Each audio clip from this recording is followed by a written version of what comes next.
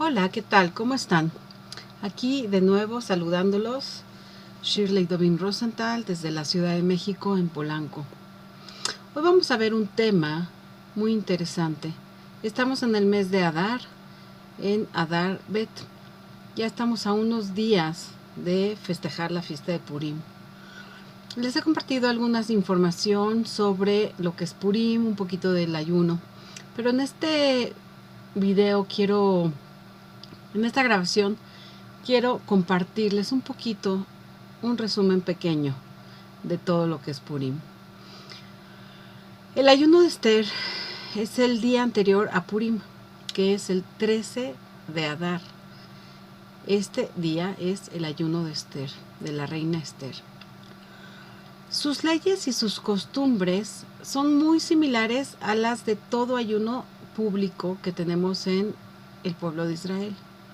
Así como el ayuno de Gedalia, que es el 10 de Tebet, o el 17 de Tamuz. El ayuno comienza con el amanecer y en Shachrit. Se agregan oraciones especiales.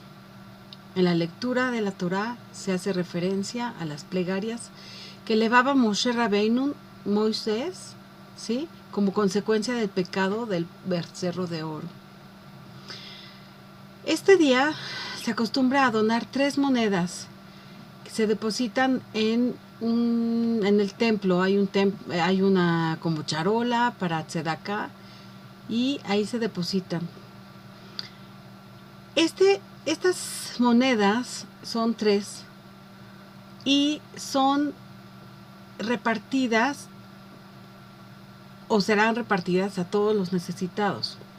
La cantidad de 3 nos recuerda los 3 días de ayuno del pueblo. Este ayuno fue el ayuno de Esther. Fue realizado por el pedido de la reina Esther. ¿Para qué? Para preparar los corazones a un verdadero arrepentimiento, para que todo esto hiciera posible el levantamiento de las sanciones y el decreto que había escogido Amán hacia el pueblo de Israel. ¿Sí? Estas sanciones al pueblo de Israel que habitaban en Persia.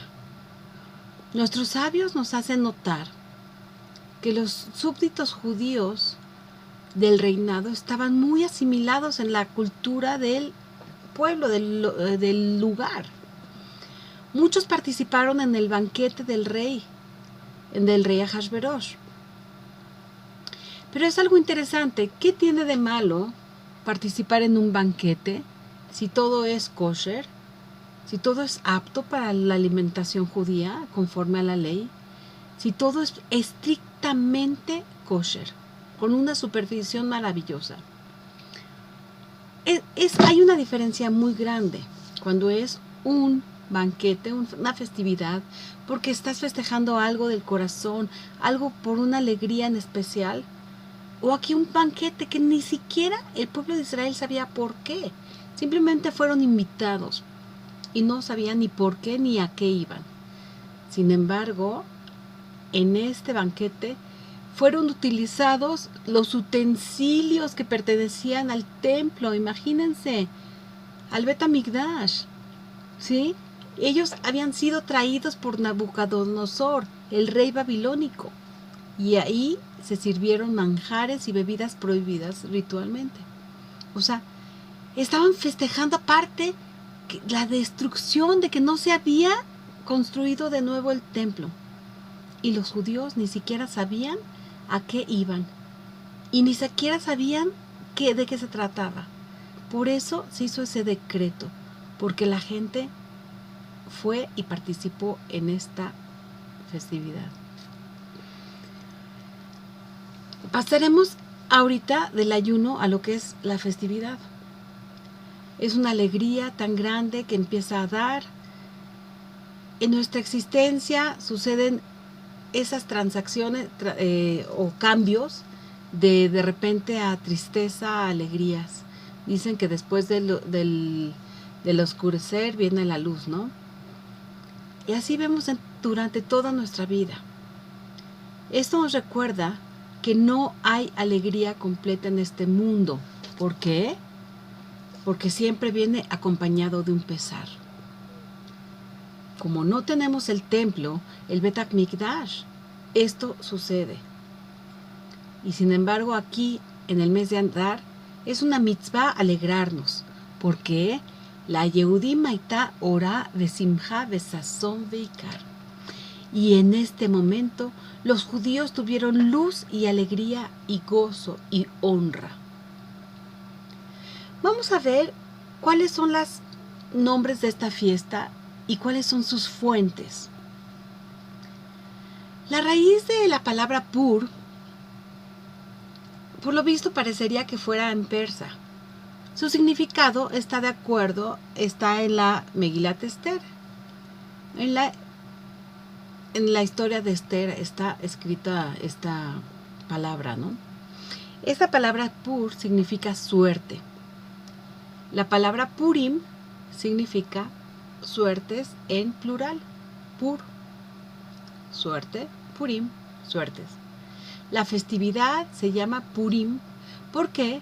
Porque está aludiendo a la suerte que Amán tiró o echó para saber qué día o cuándo iba a tocar el día que él iba a decretar para mandar a matar a todos los judíos. Se utiliza esta palabra que es tan antigua. Su fuente se apega a la vieja costumbre que establece tirar la suerte en sorteos por medio de tirar piedras. En ahorita se utiliza tirar los dados, que en ese entonces eran piedritas o cosas así parecidas. Eran piedras rotas o piedras de pedacitos dentro de una, como el bingo, que se gira adentro, hay pelotitas con numeraciones, ¿verdad? Todo esto son sorteos y a eso se le llamaban Pur. Y Pur es uno y Purim son varios. Se deduce de la Megilá que también el perverso Amán quiso echar suertes o determinar una suerte en especial. ¿Para qué? Para fijar el mes y el día apropiado en los que él establecería un golpe hacia los judíos. En la antigua Persia existía la creencia acerca de la influencia de los astros en la suerte. Esto es sobre las personas, claro, en los astrólogos, ¿verdad? Que sí existe, pero está escrito que Israel me'ala la Mazal. Israel está sobre el Mazal. Y cada uno de nosotros podemos cambiar esta suerte y estas cosas que están establecidas en las estrellas, en la astrología, con nuestros actos, con nuestros principios, con nuestras leyes, con nuestros buenos actos y nuestros valores y nuestras mitzvot. Junto a los sacerdotes y magos, ellos eran muy respetados y hacían muchas suertes y creían muchísimo en esas cosas de la astrología. Según la opinión de varios investigadores, la suerte sobre el mes de Adar. Eso no fue por casualidad, sino con toda intención. Fue premeditadamente. ¿Por qué? Porque a mediados de este mes, los persas festejaban una gran festividad que se llamaba Anaíta. Esos eran pues momentos más propicios para inclinar la voluntad en todo el pueblo hacia el odio en contra de los judíos. La denominación Purim quedó exclusivamente como nombre de esta festividad que cae en el mes de Adar. Fuera del nombre de Purim, aparte tenemos Purim Katán, que, como lo habíamos mencionado en otras conferencias, en otras clases, Purim Katán es el día 14 del mes de Adar 1, de Adar Aleph. Este año tuvimos Adar Aleph y ahorita estamos en Adar Bet, que es Purim. Cuando es un año bisiesto, tenemos 2 Adares. En el primero hacemos Purim Katán el 14 y En el segundo se festeja realmente la fiesta de Purim. En estos, como dijimos, que es un año bisiesto, es el año en que se agrega un mes extra. ¿Para qué? Para que podamos equiparar bien el calendario lunar con el solar, y que es conmemorativo del Purim Agadol, que en Purim Agadol cae en el mes que sigue, en el mes en Adar Bet, ¿sí? Cae un mes más tarde, y Shushan Purim se denomina a la fiesta de Purim, que Shushan Purim es el 15 del mes de Adar, y se le celebra únicamente en las ciudades que están fortificadas por murallas, desde los tiempos de Yoshua ben Nun, de Josué, hijo de Nun, como está escrito en la Mishnah, en la Masejet Yomá, en la sección de Yomá. Por ejemplo, Jerusalén es un día, es una ciudad amurallada. Por eso, en Jerusalén se festeja 2 días. ¿Por qué? Porque tenemos Shushan Purim, porque es una ciudad que es ciudad capital, está amurallada, y según el texto de la Megilá de Esther, festejaron los judíos durante un día extra. El año 12, el rey Ahasverosh le llamaban también el rey en Xajarsa, o en persa también. Los griegos lo llamaban Jerjes, y también lo llamaban el rey Asuero. Artajerjes Ahasverosh, así también lo llamaban. Entonces este rey Ahasverosh, el mes primero, que es el mes de Nisan, como lo habíamos mencionado que es el primer mes de la salida a Egipto, el mes de Nisan, se sacó el Pur, es decir, las suertes, en presencia de Amán. Por días y por meses salió el 12, que es el mes de Adar. En la Megilá de Esther, en el capítulo 3, versículo 7, Amán, hijo de Hamdat, de Agag, del lugar de Agag, era enemigo de todos los judíos. Él había proyectado exterminar a los judíos, y por eso echó esta suerte. Es decir, esta suerte para su ruina y exterminio, para ruina y exterminio del pueblo de Israel, para todos los judíos. Pero cuando se presentó al rey, su proyecto se volvió contra él, y los males que había meditado contra los judíos cayeron sobre su cabeza. Él había sacado, Amán había sacado esta suerte de que iba a matar a los judíos, iba a colgar en un árbol al Mordejai, al judío, que nunca se quiso inclinar delante de él, porque decía que solo se inclina ante Dios, a Kadosh Baruj Hu. Y en ese árbol que él puso una horca muy grande para ahí mismo colgar a esta persona, a Mordejai, ahí mismo todo se le volteó y cayeron sobre su cabeza. Ahí fue ahorcado él y sus hijos. Por esta razón, estos días son llamados Purim, de la palabra pur, de, como dijimos, suerte. Asimismo, por todo lo relatado en esta Megilá, todo fue volteado. Ellos habían redactado una carta que se iba a matar a todos los judíos. Y por eso cayeron sobre ellos mismos. Estos días son llamados Purim por esta suerte que echaron. Esta carta que habían ellos mismos redactado lo vieron en sí mismo. Esto se les regresó.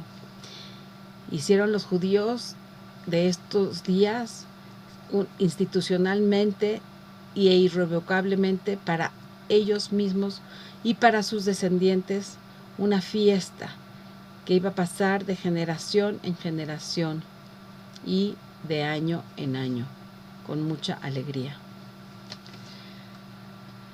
Esta fecha de esta fiesta ocurrió el día 13 del mes de Adar.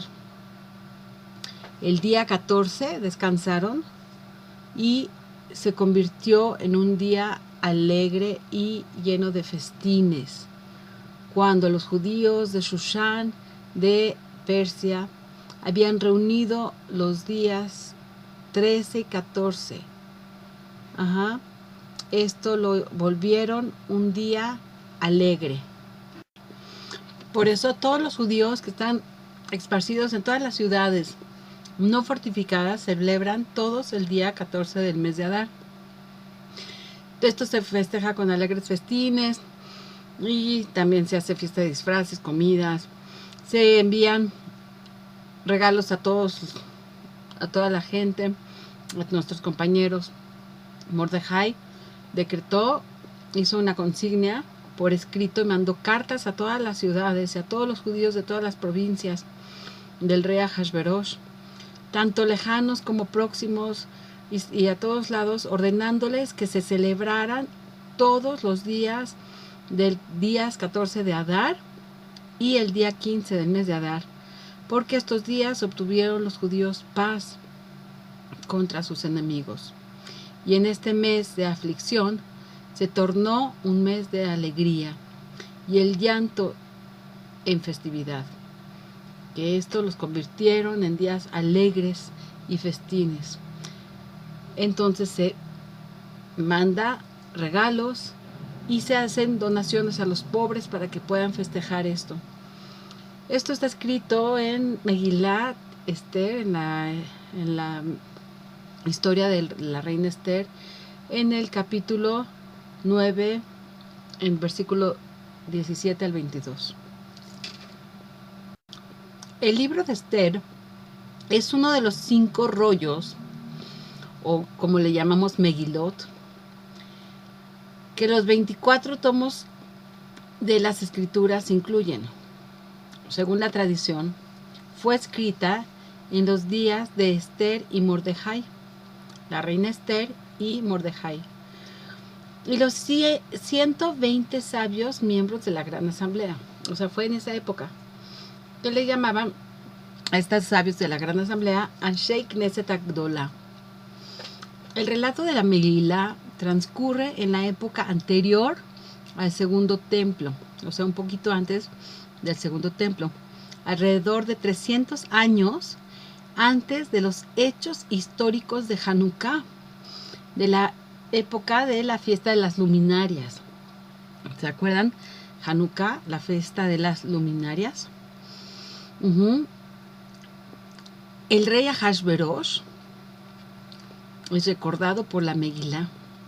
Él era el rey persa, como les había dicho, Xaharsja, se llamaba algo así, conocido por su nombre griego Jerjes, y conocido también que lo llaman el rey Asuero, hijo de Darío I. Gobernó alrededor del año 20,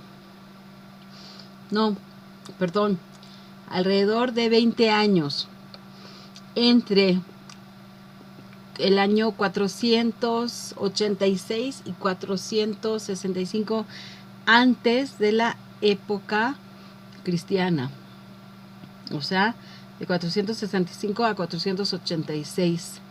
Sí, no me equivoqué, estamos hablando más o menos de 20 años.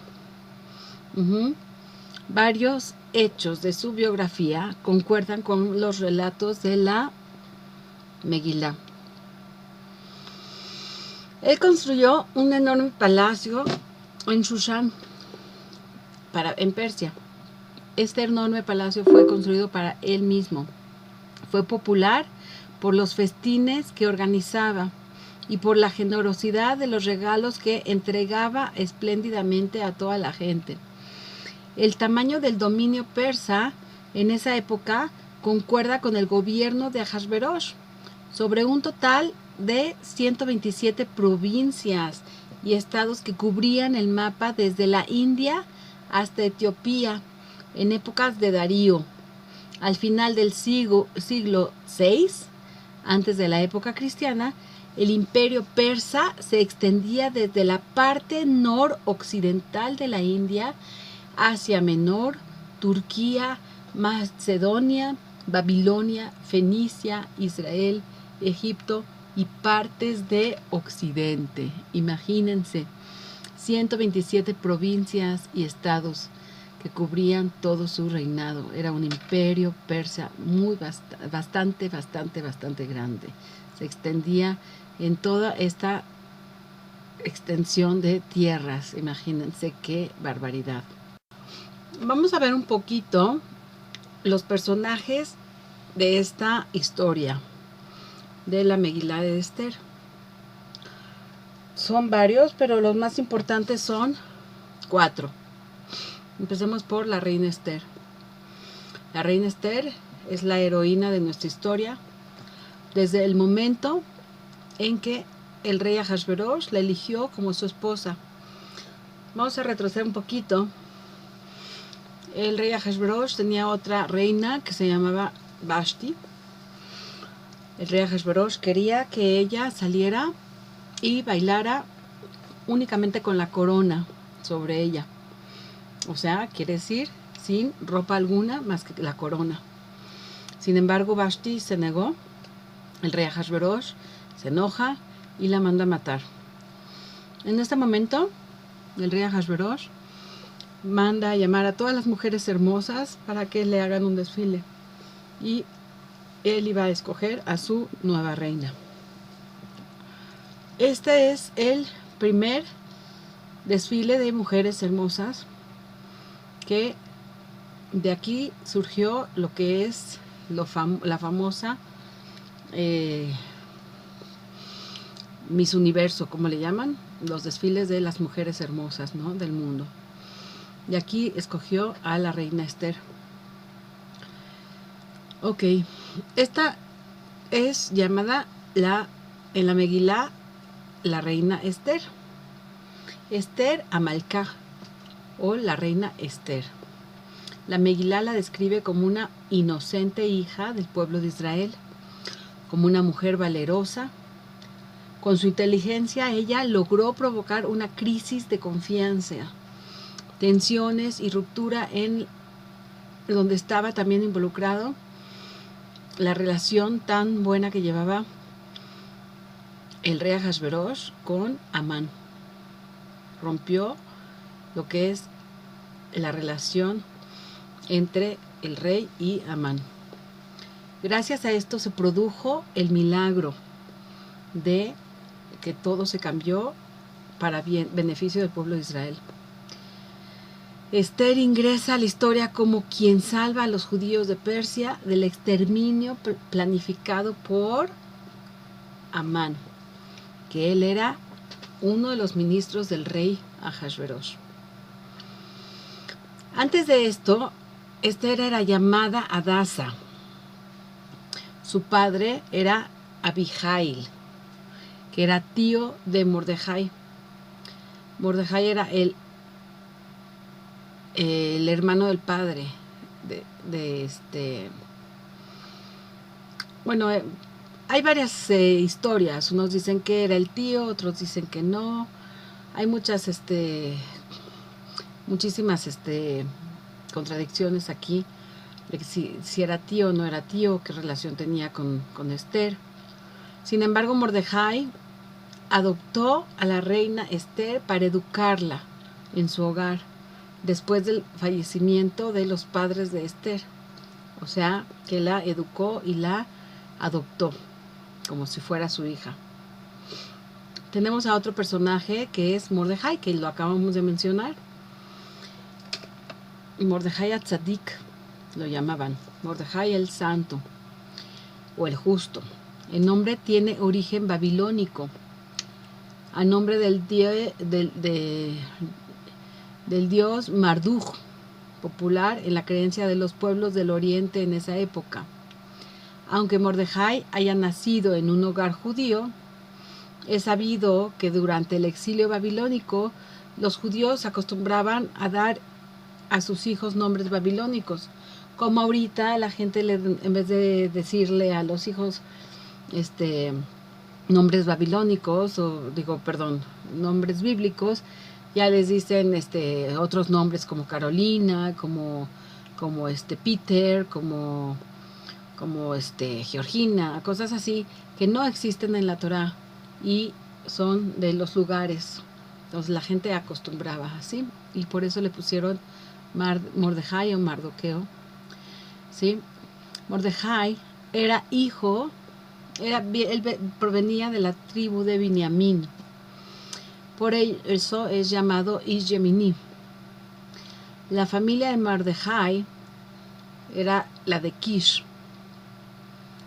Por eso la familia de Mordejai, la de Kish, fue expulsada de su tierra hacia el exilio desde donde la época de Nabucodonosor,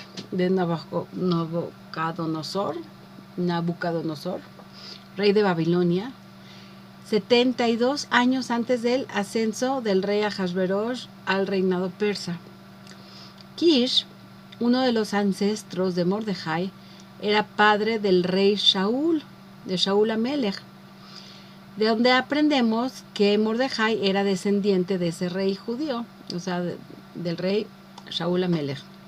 Había luchado contra Agag, rey de Amalek, y ese pueblo, o sea, esto lo vemos en Shmuel Aleph, en el Perek 15, en el capítulo 15, donde Kish fue uno de los ancestros de Mordejai, que era padre del rey Shaul, de Shaul Amelech. Ahí aprendemos que peleó con Agag, rey de Amalek. Imagínense, el rey de Amalek. De ahí dicen, nuestros Jajamim dicen que Amán es agagita, era descendiente directo del rey Amalek, ya derrotado por los ancestros de Mordejai. De esa manera, la historia, muchos años después, vuelve a propiciar el encuentro entre los descendientes de esos dos enemigos, o sea, de Kish y Amalek. La Megilá de Esther simboliza la continuación de esa lucha y su final feliz a través del triunfo de la justicia sobre la fuerza. Tenemos otro personaje que es Ahasverosh. Ahasverosh es el rey de Persia. Gobernó a 127 ciudades o provincias y estados desde la India hasta Etiopía. Se le conoce como Xajarsa en persa y en griego como Jerjes. ¿Recuerdan que les mencioné anteriormente? Las traducciones al español lo llaman el rey Atsuero, por confusión con el nombre de sus sucesores. Traducciones griegas también lo llaman equivocadamente Artajanes, pero Ahasverosh es descrito como un rey autoritario frente a sus naciones y estados. Él mismo trató de una manera dictatorial y lo aplicó a sus súbditos judíos. La Megilá lo describe como un falto de carácter y caprichoso, que era incapaz de tomar decisiones sin el auxilio de sus asesores, o sea, todo el tiempo le pedía consejo a sus asesores. En el palacio se nota siempre un ambiente totalmente distinto al espíritu judío, ya que en el palacio había ostentación, había gastos desmesurados, derroche, lujos excesivos, alcohol, lujuria, festines. Con todo régimen autoritario, el rey Ahasverosh dependía exclusivamente de sus caprichos y de su estado de ánimo. Depende cómo estaba, por eso después se arrepintió de haber mandado matar a su reina Vashti. Las decisiones fundamentales eran tomadas en un ambiente informal, Era desordenado, era irresponsable y estaba bajo la influencia de las bebidas desmedidas, o sea, era un borracho total.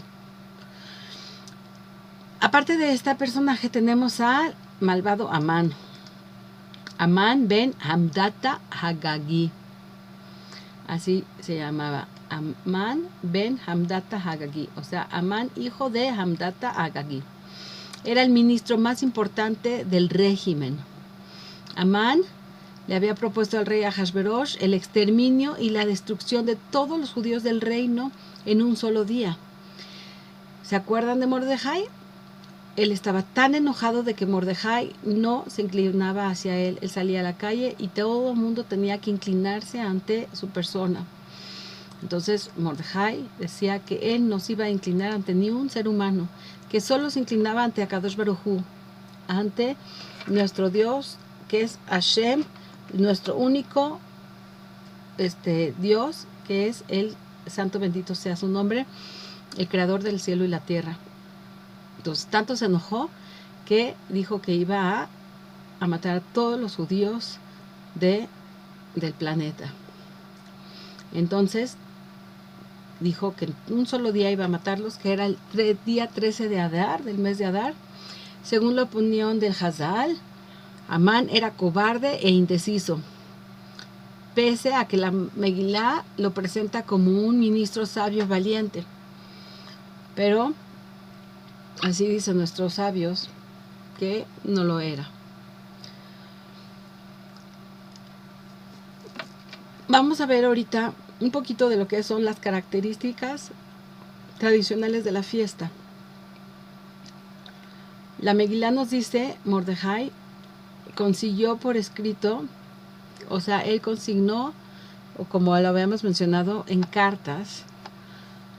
Todo lo escribió en cartas y las envió a todos los judíos de todas las provincias del rey Ahasverosh, tanto las cercanas como las lejanas, como las más próximas, ordenándoles que celebraran todos estos años, todos los días, 14 del día o 15 del mes de Adar, 14 y 15, para que sean festivos, para que los días obtuvieran paz contra sus enemigos. Y en este mes de aflicción se tornó de alegría, el llanto se volvió festivo, ¿sí? Que estos se volvieron en días alegres y un intercambio entre los compañeros de regalos. En el versículo 28, en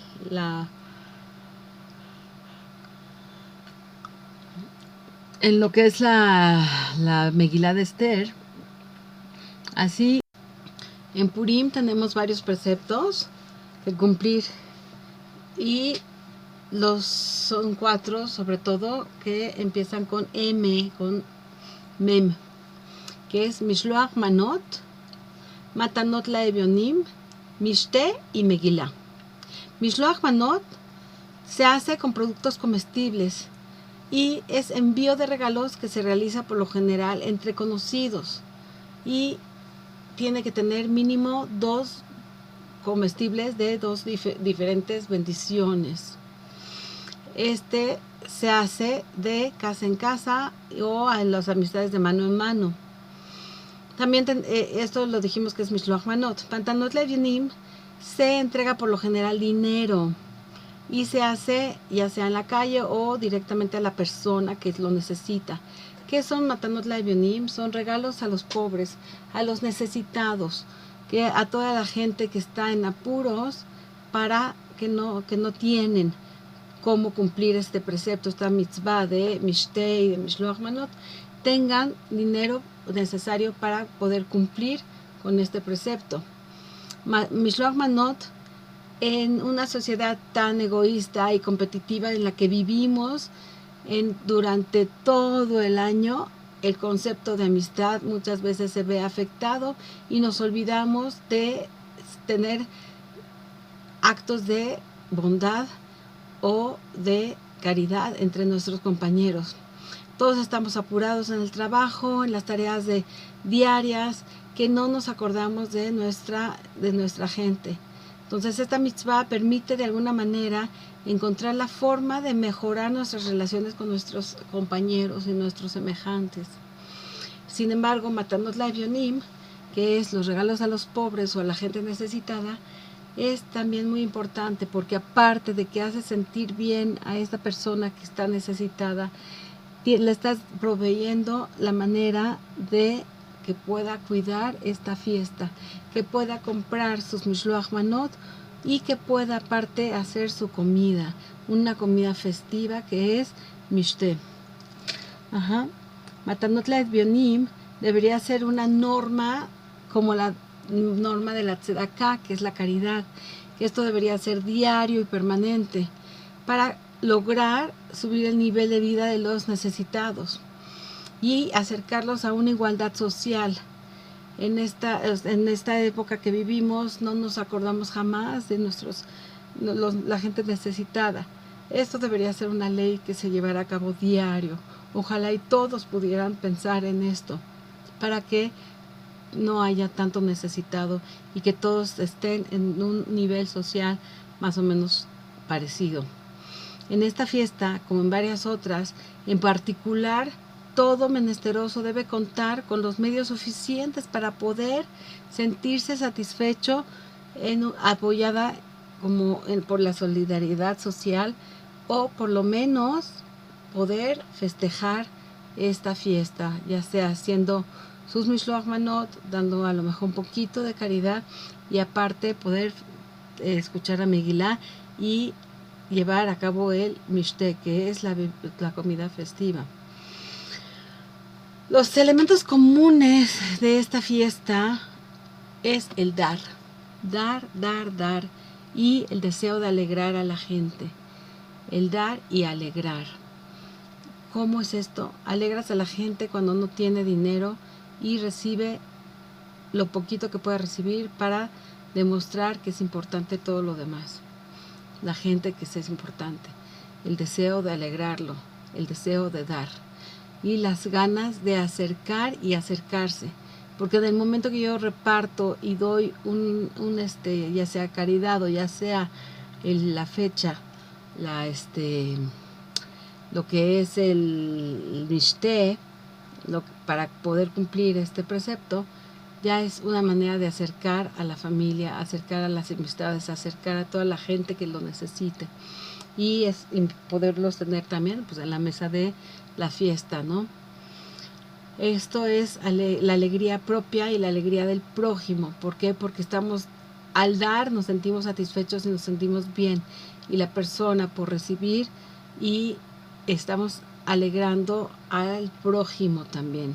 Es una orden concedida por nuestros sabios. Es preferible que se entreguen más obsequios a los necesitados que comer abundante en el banquete. O sea, que puedes comer algo sencillo y poder dar más obsequios a los que realmente necesitan para que puedan llevar a cabo estas mitzvot. No hay una alegría mayor y espléndida que la de los corazones de los pobres y los huérfanos y las viudas y los extranjeros, porque esta alegría está satisfaciendo algo, una necesidad que tienen.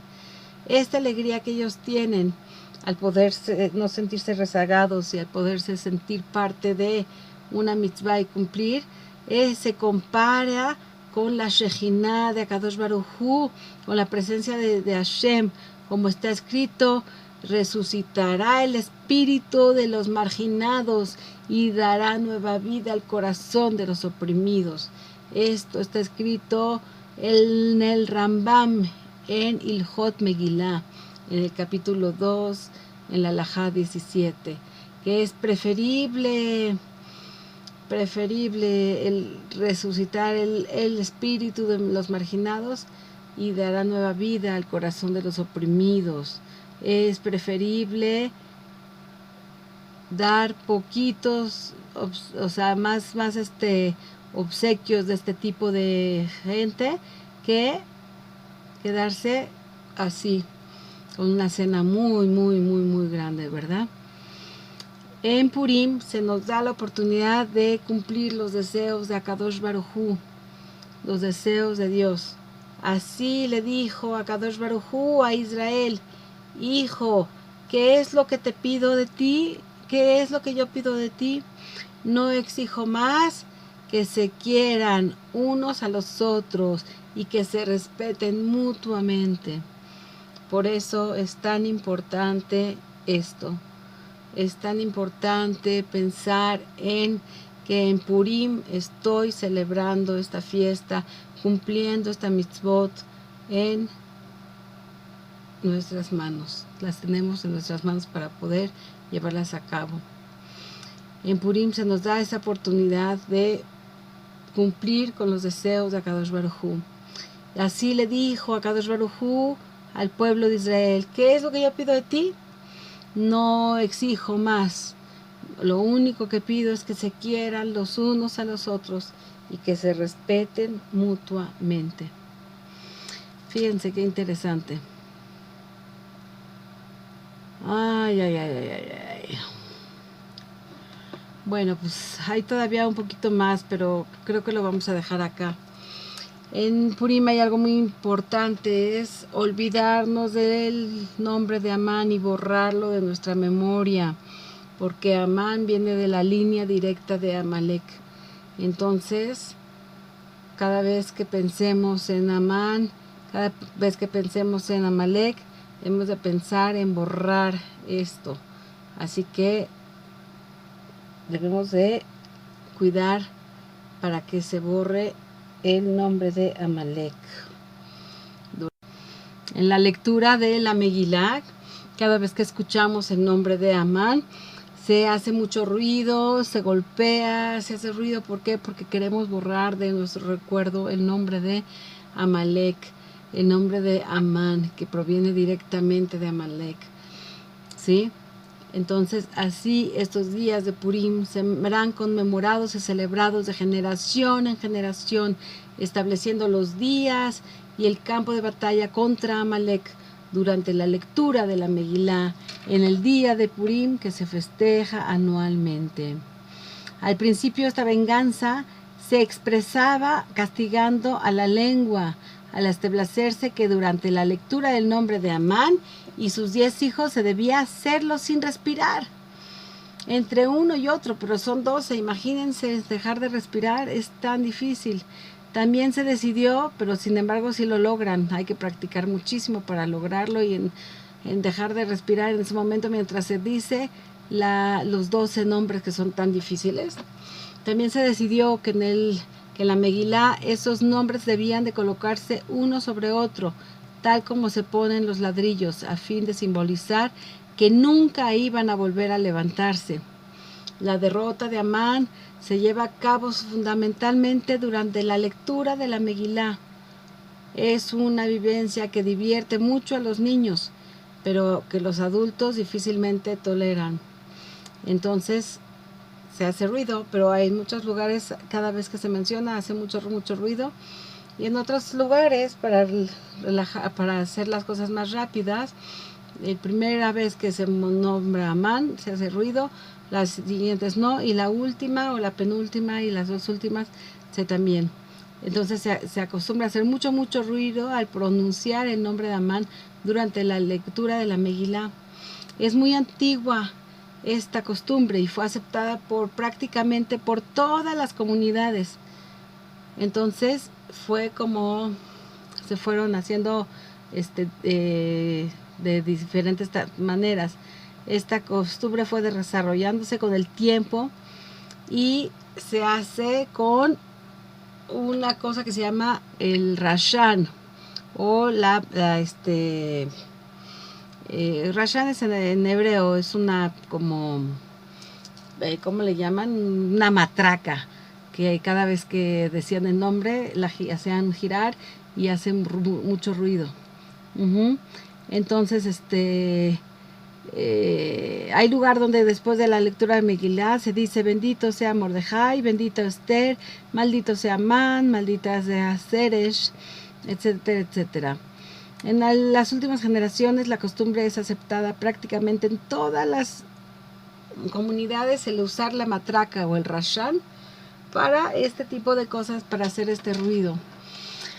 Bueno, creo que con esto terminamos. Me alegro muchísimo de volver a estar con ustedes. Estoy muy contenta. Le mando saludos a todos mis amigos en todos lados del mundo.